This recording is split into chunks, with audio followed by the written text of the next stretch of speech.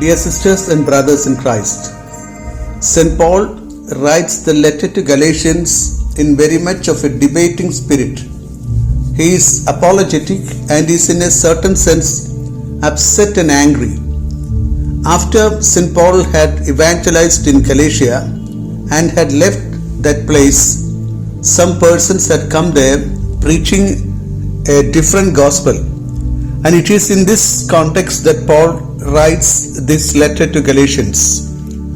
They were preaching a gospel different from the gospel that he had preached among the Galatians. But Paul holds that there is no other gospel than the one he had announced. That's why already at the beginning of the letter Paul says, "But even if we or an angel from heaven should proclaim to you a gospel contrary to what we proclaim to you, let that one be accursed." This is Galatians chapter 1 verse 8.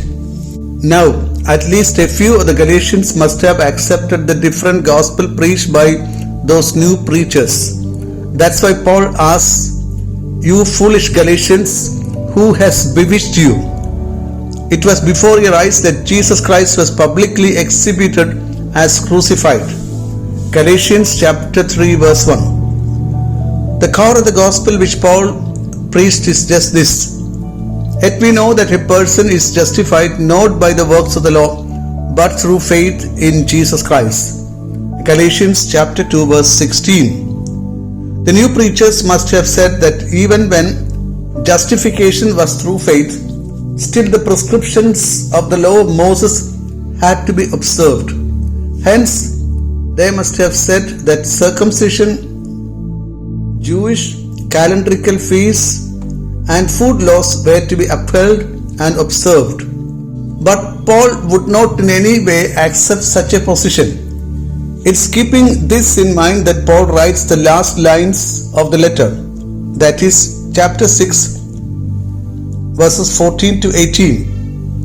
The lesson we have today is as follows, this portion: "May I never boast of anything except the cross of our Lord Jesus Christ, by which the world has been crucified to me, and I to the world. For neither circumcision nor uncircumcision is anything, but a new creation is everything. As for those who follow this rule, peace be upon them, and mercy and upon the Israel of God. From now on, let no one make trouble for me, for I carry the marks of Jesus branded on my body. May the grace of our Lord Jesus Christ be with your spirit, brothers and sisters. Amen." This portion of the text is in a way a summary of the letter to Galatians. It speaks of the new creation, and as part of it, Paul, bearing the stigmata of Jesus, marks of Christ, branded on his body. Now let's get into the details of each verse. In verse 14, Paul compares himself with those who were his opponents. Paul boasts only on the cross of Christ, but those who opposed him had boasted on circumcision, celebration of scheduled feasts and dietary laws. As Paul says in the first letter to Corinthians, the cross of Christ is the authentic sign of God's power and wisdom. That is to be seen in 1 Corinthians chapter 1 verses 18 to 25. Now those who opposed Paul and who could be designated as Judaizers were interested on external aspects of religion. Hence they insisted upon circumcision. It was a sign of their self-reliance.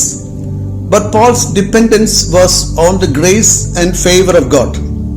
That through the cross of Christ the world has been crucified to Paul, and Paul to the world is not a statement of some psychological or mystical experience, but a fact through the historic event of Calvary, which is the realization of the Father's plan of salvation for humanity. Verse 15 says that thinking of or reflection about circumcision or uncircumcision and acting accordingly is not of any value. It is said that what is important is to be a new creation. New creation is a picture coming from Trito Isaiah. For example, Isaiah chapter 65 verse 17 and chapter 66 verse 22. The same is said by Paul in his second letter to the Corinthians, chapter 5 verses 17 to 19. That is of the new creation. Becoming a new creation is the aftermath of being in Christ Jesus. It's also the consequence of God having reconciled the world to Him. Yet this ontological reshaping of human existence comes not through some external norm of behavior, but through an energizing internal principle that recreates life. It's the effect of the Spirit working within the Christian who has been justified by faith. Then Paul wishes the new creation, the Israel of God, peace and mercy. Israel of God is the Christian people of God as the new offspring of Abraham, as stated in Galatians 3:29, in contrast to the Israel according to the flesh as seen in 1 Corinthians chapter 10 verse 18. In the blessing for them, Paul modifies the last words of Psalm 125:5 or 128:6. Peace be upon Israel. In verse 17, Paul admonishes them saying, "From now on, let no one make trouble for me, for I carry the marks of Jesus branded on my body." These marks or stigmata could be scars from the floggings and ill treatments that he had undergone, as stated in the second letter to Corinthians chapter 11 verses 23 to 27. In antiquity, stigmata often designated the branding used to mark a slave or an animal as someone's possession. But it could be construed in a different way too. According to the fourth gospel, there is a disciple who insists upon seeing and contemplating the marks of the wounds of his suffering in the glorious body of the risen one. He insisted on touching those wounds. Hence, in the Christian tradition, there has remained the meditation on the wounds of the crucified one, on his risen body as well. Those wounds were the signs of his love. Paul would speak of him and of living in union with him in this very letter. And he says, "It's no longer I who live, but it's Christ who lives in me.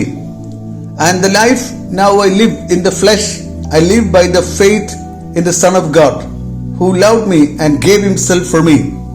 Galatians chapter 2 verse 20. Paul ends the letter in verse 18 with the benediction, "May the grace of our Lord Jesus Christ be with your spirit, brothers and sisters. Amen." This is a fitting conclusion, as Christian life is one which is led in the showers of the graces of Christ. Dear friends, the gospel which Paul the apostle preached was not to be accomplished by the performance of certain rituals or traditions. It's a pilgrimage of faith. Such people are new creations.